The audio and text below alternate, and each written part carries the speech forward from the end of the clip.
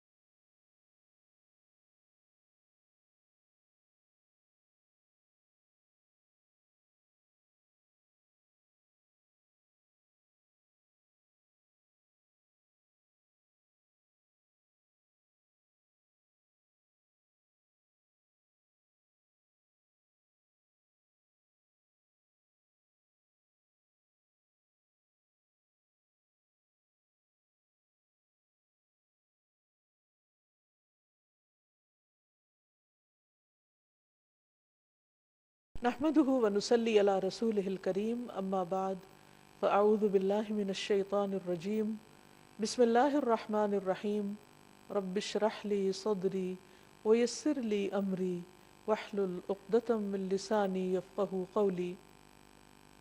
ناظرین، پروگرام اللہ کے خوبصورت نام کے ساتھ آپ کی خدمت میں حاضر ہوں. آج انشاءاللہ العزیز ہم اللہ سبحانہ وتعالیٰ کے نام الالہ پر بات کریں گے. الالہ کا معنی ہے معبود، خاص معبود. معبود کون؟ جس کی عبادت کی جائے. اللہ سبحانہ وتعالیٰ کی عبادت، اسی سے محبت اور اسی کے آگے جھکنا اور اس کے سامنے عاجزی کا اظہار. وہ کیوں؟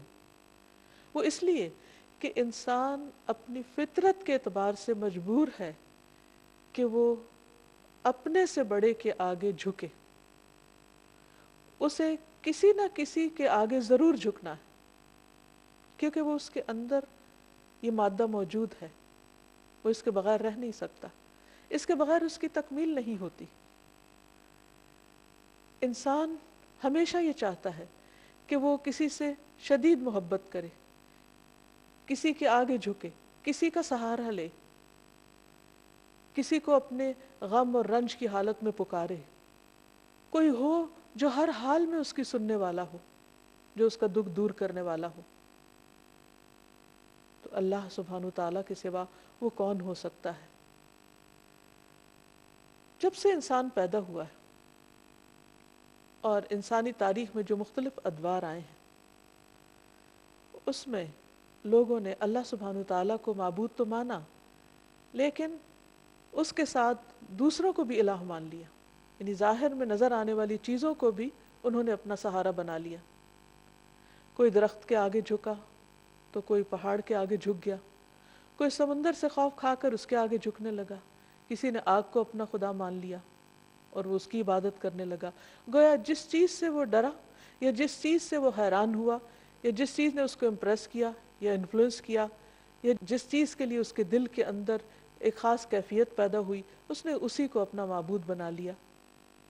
لیکن اللہ سبحانہ وتعالیٰ فرماتے ہیں وَإِلَٰهُكُمْ إِلَٰهٌ وَاحِدٌ لَا إِلَٰهَ إِلَّا هُوَ الرَّحْمَٰنُ الرَّحِيمُ، سورۃ البقرہ آیت 63 ہے، اور تمہارا معبود، تمہارا الہ بس ایک ہی الہ ہے، وہ جس نے ان سب چیزوں کو پیدا کیا ہے۔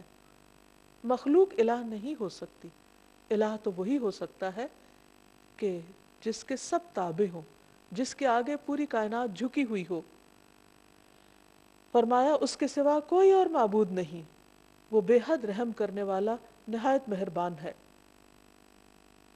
عربی زبان میں الہ کا لفظ اللہ سبحانہ تعالیٰ کے لیے استعمال ہوتا ہے، تو اس آیت سے پتہ یہ چلتا ہے کہ اللہ سبحانہ تعالیٰ اپنی الہیت میں منفرد ہے، یکتا ہے، اکیلا ہے، اور الوہیت کے اندر یعنی الہ ہونے کے اندر کمال علم، کمال قدرت، کمال رحمت اور کمال حکمت کے معنی پائے جاتے ہیں۔ یعنی وہی الہ ہو سکتا ہے جس کا علم کامل ہو، جس کی قدرت کامل ہو، جس کی رحمت کامل ہو، جس کی حکمت کامل ہو، اور اس میں کسی قسم کا کوئی نقص نہ پایا جاتا ہو۔ اور یہ تمام صفات صرف اور صرف اللہ سبحانہ تعالیٰ کے اندر ہی ہیں، اسی لیے وہی دراصل الہ ہے، وہی معبود ہے، اور وہی عبادت کے لائق ہے، عبادت کا حقدار ہے، کیونکہ کسی اور کے اندر یہ صفات اس درجے میں پائی ہی نہیں جاتی۔ تو یہ صفات اس بات کا تقاضا کرتی ہیں کہ ایک انسان اللہ ہی کو اپنا محبوب سمجھے اور انتہا درجے کی محبت صرف اسی کے ساتھ کرے، انتہا درجے میں صرف اسی کے آگے جھکے، اپنا سر اور اپنی پیشانی صرف اسی کے سامنے ٹکائے، کچھ مانگے تو صرف اسی سے مانگے، اسی کے آگے ہاتھ پھیلائے اور کسی اور کے آگے نہیں۔ سورۃ الانبیاء میں اللہ تعالیٰ فرماتے ہیں لا الہ الا انا فاعبدونی، میرے سوا کوئی معبود نہیں، لہٰذا تم میری ہی عبادت کرو، نہیں مانگو تو مجھ سے مانگو، جھکو تو میرے آگے جھکو، اس لیے کہ وہ دینے پہ قادر ہے، وہ اتنا عظیم ہے کہ اس کے آگے جھکنا انسان کے لیے باعث عزت ہے، باعث ذلت نہیں، کیونکہ انسان جب اپنے سے چھوٹی چیز کے آگے جھکتا ہے تو یہ جھکنا اس کے لیے باعث ذلت ہے۔ اسی طرح سورۃ طٰہٰ میں فرمایا اننی انا اللہ لا الہ الا انا فاعبدونی، اننی انا اللہ لا الہ الا انا فاعبدنی، بے شک میں ہی اللہ ہوں، میرے سوا کوئی معبود نہیں، بس تم میری ہی عبادت کرو۔ اللہ سبحانہ تعالیٰ کے لیے الہ کے علاوہ رب کا بھی لفظ آتا ہے، یعنی رب بھی اللہ کے ناموں میں سے ایک نام ہے، لیکن ان دونوں میں فرق ہے۔ رب کا مطلب ہے مخلوق کو پیدا کرنے والا، اس کو رزق دینے والا، اس کا انتظام کرنے والا، لیکن الہ کا مطلب ہے جو عبادت کے مستحق ہے، یعنی جس کی عبادت کی جائے، جس کی تعظیم کی جائے، جس کے آگے عاجزی اور انکساری کا اظہار کیا جائے۔ تو عبادت حقیقت میں محبت، اطاعت، تسلیم و رضا اور تعظیم پر مبنی ہوتی ہے، اور یہ صرف الہ ہی کے لیے ہو سکتی ہے۔ تو اس میں دراصل توحید الوہیت کی طرف دعوت دی گئی ہے، اور جہاں الہ کا لفظ آیا ہے وہاں ساتھ شرک کی نفی بھی کی گئی ہے کہ لا الہ الا انت یا لا الہ الا اللہ۔ پھر یہ ہے کہ اللہ سبحانہ وتعالیٰ نے اپنا یہ نام خود رکھا ہے، اضافت کے ساتھ بھی اور اس کے بغیر بھی، اور حقیقت یہ ہے کہ تمام انبیاء بھی اس نام کو استعمال کرتے رہے ہیں۔ ہم دیکھتے ہیں کہ سورۃ البقرہ میں اللہ تعالیٰ کا ارشاد ہے، اللہ تعالیٰ جب یعقوب علیہ السلام کی وفات کا وقت ذکر کرتے ہیں کہ ام کنتم شہداء اذ حضر یعقوب الموت اذ قال لبنیہ ما تعبدون من بعدی، کیا تم حاضر تھے اس وقت جب یعقوب کو موت آئی، جب اس نے اپنے بچوں سے کہا کہ میرے بعد تم کس کی عبادت کرو گے، کس کے آگے جھکو گے؟ تو انہوں نے کیا کہا؟ نعبد الہک و الہ آبائک ابراہیم و اسماعیل و اسحاق الہا واحدا ونحن لہ مسلمون، ہم تیرے معبود نعبد الہ کا، اس کی عبادت کریں گے. اور یہاں بھی لفظ الہ استعمال ہوا ہے کہ جب عبادت کی بات ہے تو پھر ساتھ ہی الہ کا لفظ آ جاتا ہے کہ وہ خاص معبود جو عبادت کا مستحق ہے. تو تیرے معبود اور تیرے آبا یعنی ابراہیم، اسماعیل، اسحاق، ان سب کے الہ کی جو ایک ہی الہ ہے اس کی ہم سب عبادت کریں گے. تو گویا یعقوب علیہ السلام اپنی اولاد کو ایک اللہ الہ کی عبادت کی تاکید کر کے گئے، وصیت کر کے گئے. پھر اسی طرح اللہ کا نام الہ اللہ تعالیٰ کی ذات اور اس کی صفات پر دلالت کرتا ہے. یعنی اللہ تعالیٰ کا یہ نام جو ہے وہ اس کی صفات کو بھی بیان کرتا ہے. اور حقیقت یہ ہے کہ یہ صرف اللہ سبحانہ تعالیٰ ہی کے لیے ہے. یہاں یہ بات بھی یاد رہے کہ اللہ سبحانہ تعالیٰ نے خود اپنے ساتھ دوسرے الہوں کا انکار کیا ہے. قرآن مجید میں اللہ تعالیٰ فرماتے ہیں سورۃ المؤمنون میں مَتَّخَذَ اللَّهُ مِن وَلَدٍ، اللہ نے کوئی اولاد نہیں بنائی، وَمَا كَانَ مَعَهُ مِنْ إِلَٰهٍ، اور اس کے ساتھ کبھی کوئی الہ رہا ہی نہیں، کوئی اور الہ ہے ہی نہیں، نہ تھا نہ ہے اور نہ کبھی ہو سکتا ہے. کیوں؟ اس کے لیے بہت خوبصورت دلیل دی گئی کہ اِذًا لَذَهَبَ كُلُّ إِلَٰهٍ بِمَا خَلَقَ، اگر کوئی اور الہ ہوتا تو وہ جو اس نے بنایا ہوتا وہ اپنے ساتھ لے جاتا، یہ باہم کلیش بھی ہوتا. وَلَعَلَىٰ بَعْضُهُمْ عَلَىٰ بَعْضٍ، اور ان میں سے بعض پہ چڑھائی کر دیتے، کیونکہ جب اختیارات بہت سے لوگوں کے ایک جیسے ہوں تو ان میں سے پھر وہ دوسروں سے آگے بڑھنے کے لیے ان کو ہرانے کی کوشش کرے گا. سبحان اللہ، اللہ پاک ہے عما یصفون، اس سے جو وہ وصف بیان کرتے ہیں اللہ کا. یعنی اللہ سبحانہ تعالیٰ کے ساتھ کوئی اور الہ ہو ہی نہیں سکتا، کیونکہ کوئی اور ایسی صفات کے لائق ہی نہیں اور کوئی معبود ہے ہی نہیں. عبادت کا مستحق صرف اللہ ہے. تمام انبیاء نے اسی کی دعوت دی ہے، اعبدوا اللہ ما لکم من الہ غیرہ، اللہ کی عبادت کرو، اس کے سوا تمہارا کوئی الہ نہیں. واعبدوا اللہ ولا تشرکوا بہ شیئا، اور اللہ کی عبادت کرو اور اس کے ساتھ کسی کو شریک نہ ٹھہراؤ، کیونکہ ہماری زندگی کا مقصد ہی عبادت ہے اور عبادت اللہ کا حق ہے. اس لیے ہمیں سوچ سمجھ کر اس حق کو ادا کرنا ہے. ایسا نہ ہو کہ ہم کوشش بھی کریں، محنت بھی کریں، لیکن وہ اس کے ہاں قبول نہ ہو جس نے دراصل ہمیں پیدا ہی اس کام کے لیے کیا ہے.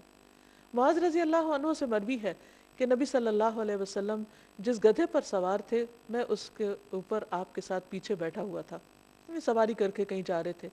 اس گدھے کا نام عفیر تھا. آپ نے فرمایا اے معاذ، کیا تمہیں معلوم ہے کہ اللہ تعالیٰ کا حق اپنے بندوں پر کیا ہے اور بندوں کا حق اللہ تعالیٰ پر کیا ہے؟ میں نے کہا کہ اللہ اور اس کا رسول ہی زیادہ جانتے ہیں. آپ نے فرمایا اللہ کا حق اپنے بندوں پر یہ ہے کہ وہ اس کی عبادت کریں اور اس کے ساتھ کسی دوسرے کو شریک نہ ٹھہرائیں، اور بندوں کا حق اللہ پر یہ ہے کہ جو بندہ اللہ کے ساتھ کسی کو شریک نہ ٹھہرائے اللہ اسے عذاب نہ دے. یعنی جو شخص توحید پر ہو پھر اللہ سبحانہ تعالیٰ اس کو اپنے عذاب سے، سزا سے محفوظ رکھے. پھر یہ ہے کہ اللہ تعالیٰ کو راضی کرنے کے لیے ضروری ہے کہ ہم صرف اسی کی عبادت کریں اور اس کے ساتھ کسی کو شریک نہ ٹھہرائیں اور اللہ کی رسی کو مضبوطی سے تھامے رکھیں اور کسی تفرقہ بازی کا شکار نہ ہو. پھر یہ بھی یاد رہے کہ جو شخص اللہ کو اپنا الہ مان لیتا ہے وہ سلامت رہتا ہے. قرآن مجید میں آتا ہے الذین آمنوا ولم یلبسوا ایمانہم بظلم اولئک لہم الامن وہم مہتدون. جو لوگ ایمان لائے پھر اپنے ایمان کو ظلم یعنی شرک سے آلودہ نہیں کیا، یعنی اللہ کا حق عبادت کسی اور کو نہیں دیا، اس کے ساتھ کسی اور کو شریک نہیں کیا عبادت میں، یہی لوگ قیامت کے دن امن میں رہیں گے اور دنیا اور آخرت میں یہی لوگ ہدایت یافتہ ہوں گے. پھر اگر کوئی شخص اللہ سبحانہ تعالیٰ کی حفاظت حاصل کرنا چاہتا ہے، یعنی اس کے عذاب سے اللہ کی پناہ میں رہنا چاہتا ہے، تو اس کے لیے بھی یہی ضروری ہے کہ وہ الہ ہی کی عبادت کرے. رسول اللہ صلی اللہ علیہ وسلم نے حضرت معاذ سے فرمایا تھا احفظ اللہ یحفظ کا، اے معاذ اللہ کی حفاظت کرو، یعنی اس کے حقوق کی حفاظت کرو، اس کی عبادت میں کسی کو شریک نہ کرو. یحفظ کا، وہ اللہ تمہاری حفاظت کرے گا. احفظ اللہ تجدہ تجاہک، اللہ کی حفاظت کرو یعنی اللہ کے حق کی حفاظت کرو. تجدہ تجاہک، تم اسے اپنے سامنے پاؤ گے. پھر جب تمہیں اس سے کوئی کام ہوگا، ضرورت ہوگی، تم اس کو پکارو گے، اور پکارنا بھی تو عبادت ہے، تو وہ تمہاری پکار سنے گا، تمہاری مدد کرے گا، اور تمہاری محتاجی کو بھی دور کرے گا.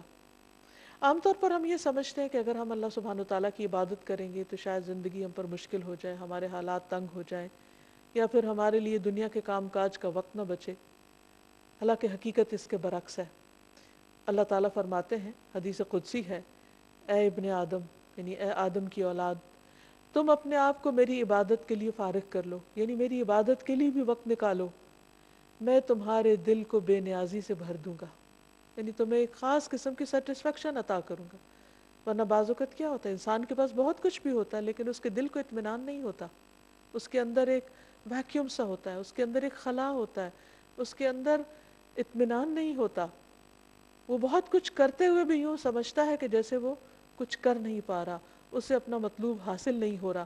کیونکہ مطلوب حاصل اسی وقت ہو سکتا ہے جب وہ اللہ کو اپنا مطلوب بنائے اور اس کی عبادت کرے. تو اللہ تعالیٰ کا یہ وعدہ ہے کہ جو شخص اللہ کی عبادت کے لیے وقت نکالے گا، مثلا وقت پر نماز پڑھے گا، وقت پر اپنے فرائض ادا کرے گا، اللہ سبحانہ وتعالیٰ اس کے دل کے اندر ایک غنا پیدا کر دیں گے، اور تمہارا فقر یعنی محتاجی دور کر دوں گا، وہ خلا دور کر دوں گا. لیکن اگر تم ایسا نہیں کرو گے تو میں تمہارے دونوں ہاتھ کاموں میں مشغول کر دوں گا، انتہائی مصروف ہو جاؤ گے، اور اس کے باوجود تمہارا فقر، تمہاری محتاجی، تمہاری ضرورت دور نہیں ہوگی. یعنی خواہ انسان کے پاس کتنا کچھ بھی ہو، اس کے اندر یہی ایک احساس ہوگا کہ ابھی میرے پاس کچھ نہیں. سب کچھ ہوتے ہوئے بھی اس کو اللہ کی نعمتیں یاد نہیں رہیں گی، اور اس کے دل کے اندر ایک خوف اور ایک پریشانی اور ایک بے چینی سی رہے گی. اس کے برعکس جو لوگ عبادت کریں گے وہ دنیا میں بھی مطمئن رہیں گے اور آخرت میں بھی اللہ کے عرش کے سائے میں اور جنت میں ہوں گے. نبی صلی اللہ علیہ وسلم نے فرمایا، 7 قسم کے لوگوں کو اللہ تعالیٰ اس دن اپنے عرش کے سائے تلے جگہ عطا فرمائیں گے جس دن اس کے سائے کے سوا کوئی سایہ نہ ہوگا. ان میں سے ایک وہ نوجوان جس کی جوانی اللہ کی عبادت میں گزری، کیونکہ بہت سے لوگ جوانی کی حالت میں اللہ تعالیٰ کی طرف رجوع نہیں کرتے. وہ سوچتے ہیں کہ جوانی تو دنیا میں انجوائے کرنے کے لیے ہے، دنیا کمانے کے لیے، جب سب کچھ کر چکیں گے، جب سارے شوق پورے کر لیں گے تو ہاں پھر بڑھاپے میں اللہ کی عبادت کے لیے اپنے آپ کو فارغ کر لیں گے، ریٹائرمنٹ کی عمر میں پھر عبادت ہو جائے گی.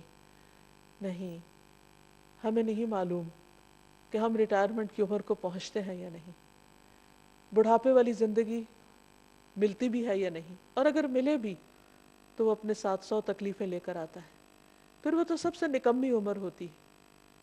تو کیا کسی مومن کو یہ زیب دیتا ہے کہ وہ اپنی زندگی کا بہترین حصہ تو اس فانی دنیا کے لیے خرچ کرے، اس فانی دنیا میں استعمال کرے، اور اپنی زندگی کا نکما حصہ اللہ سبحانہ و تعالیٰ کو دے؟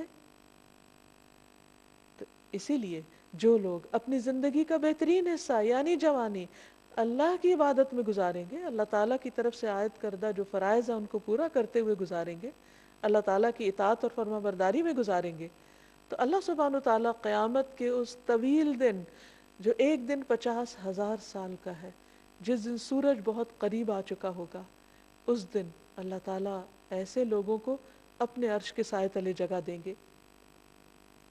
نبی صلی اللہ علیہ وسلم نے یہ بھی فرمایا، جو شخص اللہ کی عبادت اس طرح کرے کہ اس کے ساتھ کسی کو شریک نہ کرے، اور شرک کرنے میں صرف ایسا نہیں کہ غیر اللہ یا ایسے آبجیکٹس کی پوجا کرنا جو اللہ نے تخلیق کیے ہیں، بلکہ اس میں ریاکاری کرنا، شو آف کرنا، لوگوں کو خوش کرنے کے لیے دین کے کام کرنا.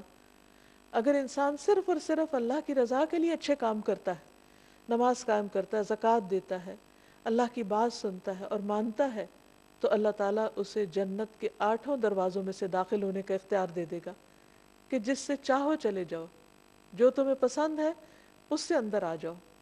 یعنی کس قدر شاندار ویلکم ہوگا ایسے شخص کا جو دنیا میں شوق سے، رضا سے، خوشی سے اللہ کی طرف دوڑتا ہے، اللہ کی عبادت کرتا ہے۔ تو یہاں یاد رہے کہ عبادت کے دو اہم اصول بھی ہیں، اور جب تک یہ دو چیزیں عبادت میں شامل نہ ہوں اس وقت تک عبادت کا حق ادا نہیں ہوتا۔ پہلی چیز اخلاص ہے کہ انسان جو کچھ اللہ کے لیے کرے بس وہ پھر اللہ ہی کے لیے کرے، کسی اور کے لیے نہیں کرے، اس کی نیت صرف اللہ کے لیے خالص ہو، وہ اس کو خوش کرنے کے لیے، اس کی رضا کے لیے، اس کی محبت حاصل کرنے کے لیے، اس کے دیدار کی خاطر ہر عمل کرے۔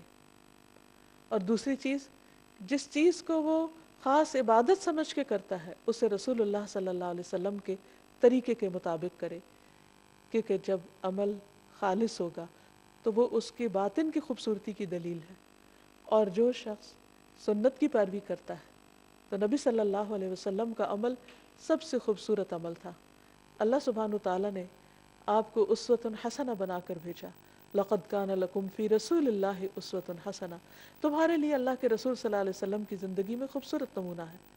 تو یہ خوبصورت نمونہ جب کوئی شخص اختیار کرتا ہے تو اس کی زندگی حقیقت میں خوبصورت ہو جاتی، اس کے سارے اعمال، اس کے طور طریقے خوبصورت ہو جاتے ہیں، اور ایسا شخص ایک بہترین حالت میں اللہ سبحانہ تعالیٰ کے سامنے حاضر ہوگا۔ اللہ تعالیٰ ہمیں بھی ان لوگوں میں شامل کر لے کہ جو احسن طریقے پر اللہ کی عبادت کرتے ہیں، ایسی عبادت جو اس کو پسند آ جائے۔ اسی لیے نبی صلی اللہ علیہ وسلم نے اچھی عبادت کا جو کرائٹیریا بتایا وہ کیا ہے کہ تم اس طرح اللہ کی عبادت کرو گویا تم اس کو دیکھ رہے ہو، اور اگر یہ کیفیت نہ ہو تو یہ تو ضرور یاد رکھو کہ وہ تمہیں دیکھ رہا ہے۔ تو جو بھی شخص یہ سوچ کر اللہ کی عبادت کرے گا کہ وہ اس وقت اللہ کی نگاہ میں ہے، تو وہ لوگوں کے سامنے ہو یا تنہائی میں ہو، وہ اچھے کام ہی کی کوشش کرے گا، وہ اپنے ہر کام کو بہترین طریقے پر انجام دینے کی کوشش کرے گا، کیونکہ اس کا یہ احساس اس کے کام کی کوالٹی پر اثر انداز نہیں ہونے دے گا۔ نبی صلی اللہ علیہ وسلم نے ایک خوبصورت دعا سکھائی ہے ہر نماز کے بعد پڑھنے کے لیے، اللہم اعنی علی ذکرک و شکرک و حسن عبادتک، اے اللہ اپنا ذکر، اپنا شکر اور اپنی خوبصورت عبادت کی توفیق عطا فرما، اس پر میری مدد فرما، کیونکہ انسان کے ساتھ بہت سی مشکلات بھی ہیں، خود اس کا اپنا نفس اندر سے بعض اوقات ایسے فتنے میں مبتلا ہو جاتا ہے کہ عبادت کی حلاوت ختم ہو جاتی ہے۔ اسی طرح بعض اوقات شیطان کے ڈالے ہوئے وسوسے یا لوگوں کی باتیں، باہر کا ماحول انسان پر اثر انداز ہوتا ہے اور وہ اللہ سبحانہ تعالیٰ کی عبادت کا حق ادا نہیں کرتا یا عبادت کو انجوائے نہیں کرتا۔ اس لیے جو ہی ایک عبادت مکمل ہو تو اگلی عبادت کے لیے، یعنی ایک نماز کے اختتام پر اگلی نماز کے لیے اور اگلی مزید عبادات کے لیے انسان دعا کرے، کیونکہ اللہ کی عبادت پر اللہ تعالیٰ ہی بہترین طریقے پر مدد کر سکتے ہیں۔ پھر اسی طرح یہ ہے کہ انسان اپنی عبادات میں کمی کوتاہی نہ کرے۔ اب دیکھیے کہ ذرا تھوڑی دیر کے لیے سوچئے کہ مثلا اگر آپ کا حق کسی پر ہو اور وہ اس کو ادھورے طریقے سے ادا کرے تو آپ کو کیسا لگے گا؟ مثلا کسی نے آپ سے قرض لیا اور جب وہ واپس کرے تو آدھا کرے، کسی نے آپ سے کسی چیز کے دینے کا وعدہ کیا اور پھر اس کو پورا نہیں کیا، تو اس پر آپ کی کیفیت کیا ہوگی؟ اس بات سے اب اس معنی اور مقصد کو سمجھیے کہ اللہ سبحانہ تعالیٰ نے ہم پر کچھ فرائض اور کچھ عبادات لازم کی ہیں جن کو ہمیں ہر صورت ادا کرنا ہے۔ مثلا دن میں 5 نمازیں فرض ہیں۔ اب اگر کوئی شخص یہ کہے کہ میں نے 4 پڑھ لیے، کیا یہ کم ہے؟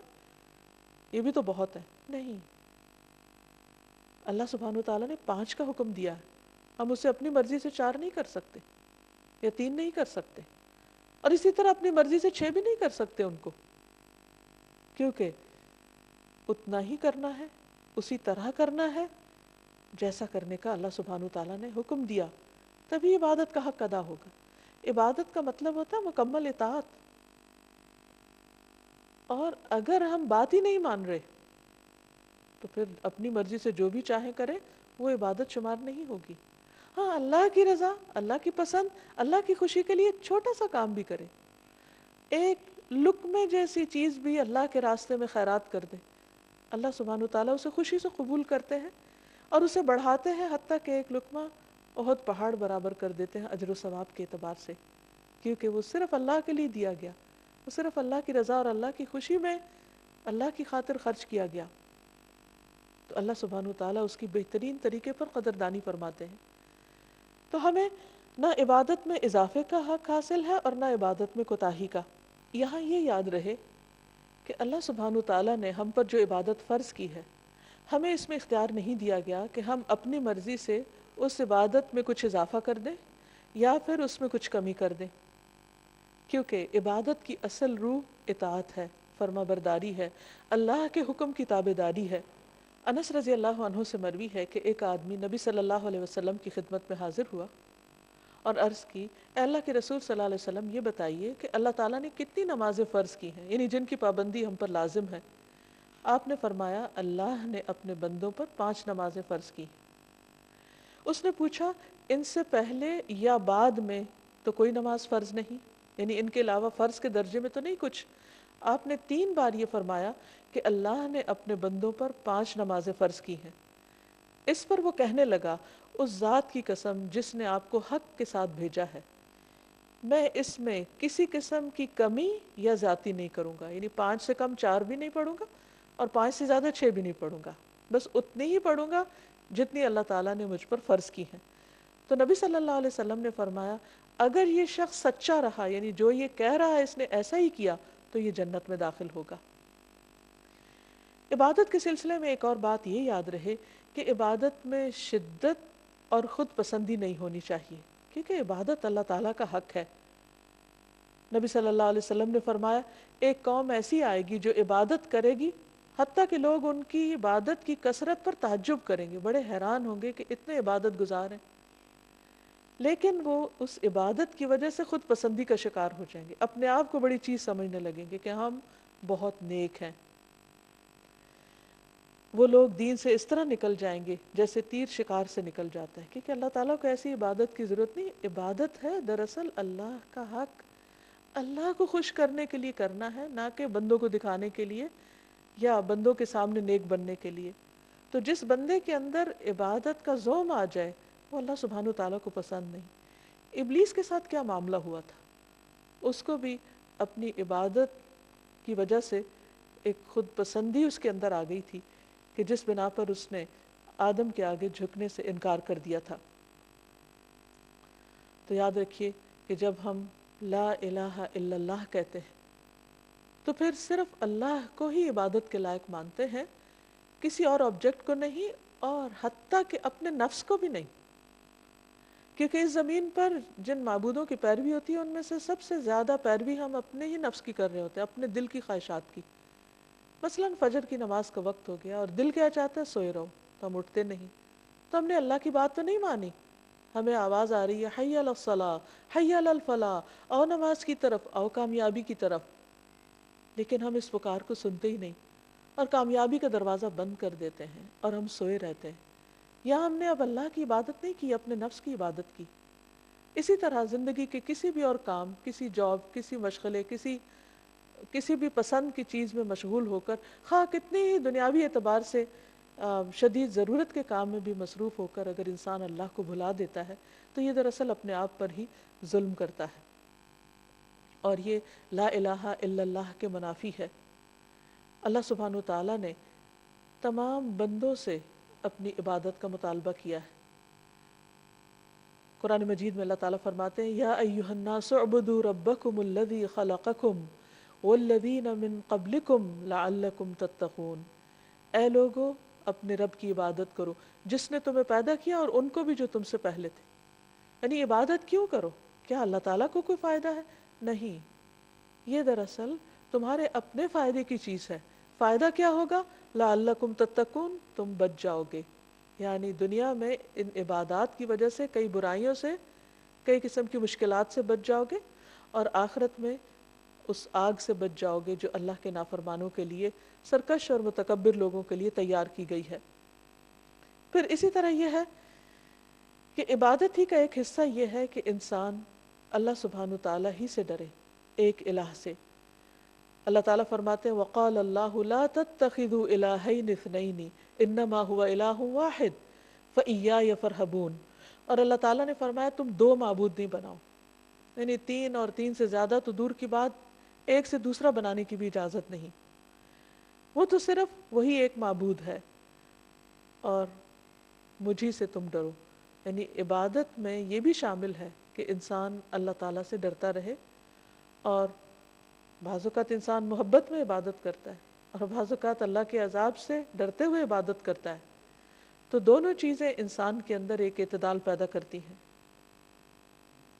پھر یہ بھی یاد رکھیے کہ لا الہ الا اللہ کہنا صرف انسان کے لیے آخرت کی نجات کا ذریعہ ہی نہیں، بلکہ دنیا میں بھی بہترین قسم کا قول ہے۔ رسول اللہ صلی اللہ علیہ وسلم نے فرمایا افضل ذکر لا الہ الا اللہ ہے۔ ایک اور جگہ پر فرمایا کہ جس نے لا الہ الا اللہ کہا تو ایک دن یہ کلمہ اسے مصیبتوں سے نجات دلائے گا، اس سے پہلے جو کچھ ہو چکا سو ہو چکا، لیکن لا الہ الا اللہ کہنے سے اس کی نجات ہو جائے گی۔ جو شخص سچے دل سے اللہ کو پکارے اس پر آسمان کے دروازے کھل جاتے ہیں۔ ابو ہریرہ رضی اللہ عنہ کہتے ہیں کہ نبی صلی اللہ علیہ وسلم نے فرمایا جب بھی بندہ خالص ہو کر لا الہ الا اللہ کہتا ہے تو اس پر آسمان کے دروازے کھول دیے جاتے ہیں، یہاں تک کہ یہ کلمہ عرش تک پہنچ جاتا ہے۔ یہ اس وقت ہوتا ہے جب انسان کبیرہ گناہوں سے بچتا رہتا ہے۔ نبی صلی اللہ علیہ وسلم نے فرمایا جس نے لا الہ الا اللہ وحدہ لا شریک لہ لہ الملک ولہ الحمد وہو علی کل شیء قدیر پڑھا اور خالص ہو کر کہا، زبان سے اس کی تصدیق کی، تو اس کے لیے آسمان کے دروازے کھول دیے جاتے ہیں، حتیٰ کہ اللہ تعالیٰ زمین میں اس کہنے والے کی طرف دیکھتا ہے، یعنی کس نے یہ کلمہ کہا، اور جس کی طرف اللہ تعالیٰ نے دیکھ لیا اس بندے کا یہ حق ہے کہ اللہ تعالیٰ اس کا مطالبہ اس کو عطا کر دے۔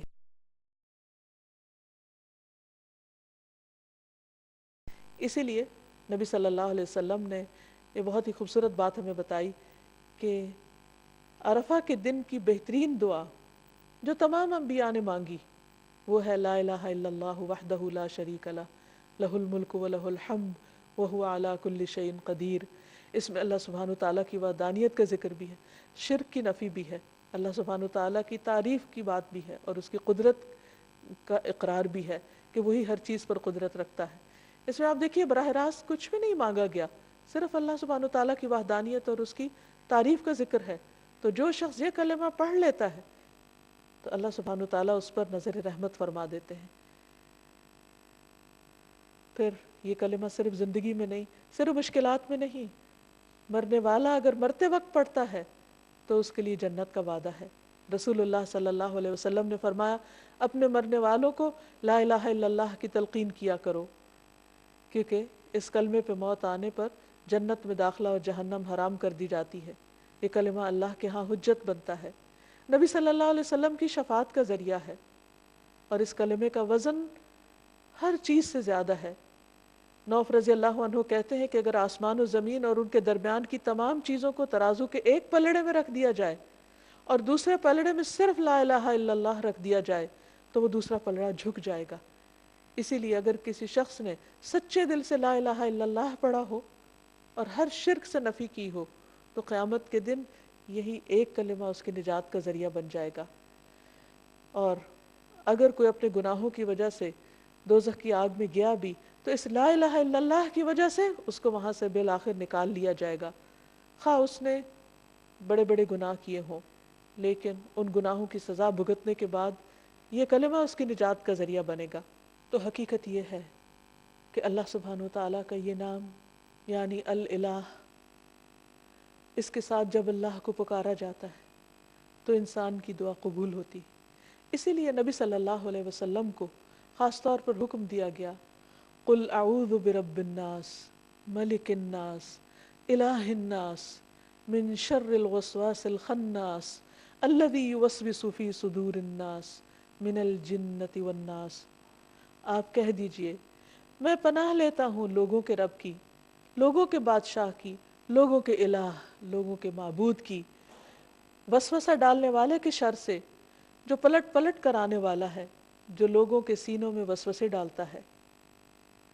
پھر ہم دیکھتے ہیں کہ یونس علیہ السلام جب مچھلی کے پیٹ میں چلے گئے اور انتہائی غم کی حالت میں تھے، اس وقت جب انہوں نے اسی کلمے کے ذریعے اللہ کو پکارا تو اللہ سبحانہ و تعالیٰ نے ان کا غم دور کر دیا، انہیں اس بڑی مشکل سے نجات دی۔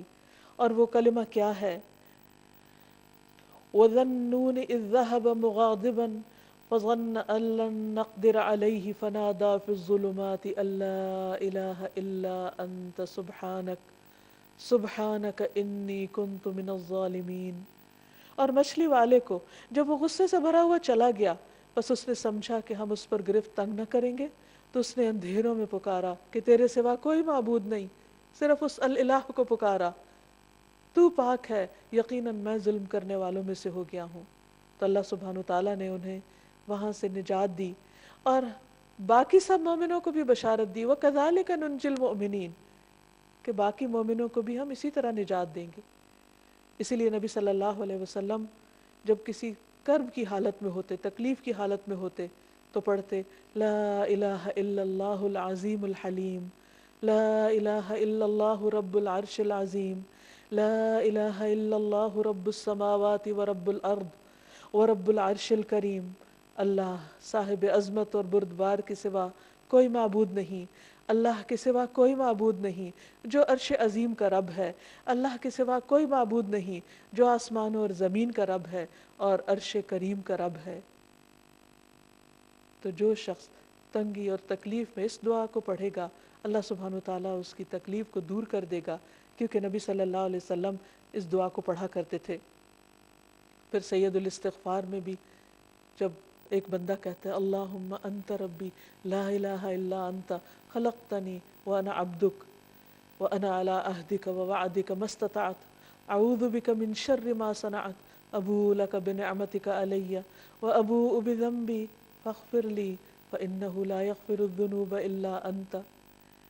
اے اللہ، آپ میرے رب ہیں، آپ کے علاوہ کوئی الہ نہیں، کوئی معبود نہیں، آپ نے مجھے پیدا کیا، میں آپ کا بندہ ہوں، اپنے عہد اور وعدے پر قائم ہوں، جتنی بھی مجھ میں استطاعت ہے، جتنی بھی ہمت ہے، میں آپ کے احسانات کا اقرار کرتا ہوں اور اپنے گناہوں کا بھی اعتراف کرتا ہوں، آپ مجھے بخش دیجئے، کیونکہ آپ کے علاوہ گناہوں کو کوئی بھی معاف نہیں کر سکتا۔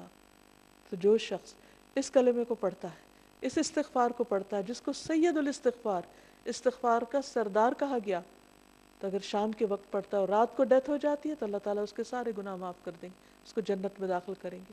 اسی طرح صبح سویرے اگر کوئی پڑھتا ہے تو رات میں اگر کوئی غلطی ہو گئی تو اللہ تعالیٰ اس کو معاف فرما دیں گے اور اس کو جنت میں داخل کرنے کا وعدہ کیا گیا ہے۔ تو حقیقت یہ ہے کہ انسان پر اللہ کا حق یہ ہے کہ انسان خالص ہو کر اس کی عبادت کرے اور ہر مشکل میں اسی کو پکارے اور اس کے اس نام کا واسطہ دے کر پکارے، تو انشاءاللہ اس کی دعائیں قبول ہوں گی۔ اللہ تعالیٰ ہمیں اس عمل کی توفیق عطا فرمائے۔ وآخر دعوانا ان الحمد للہ رب العالمین۔ سبحانک اللہم وبحمدک، اشہد ان لا الہ الا انت، استغفرک واتوب الیک۔ السلام علیکم ورحمۃ اللہ وبرکاتہ۔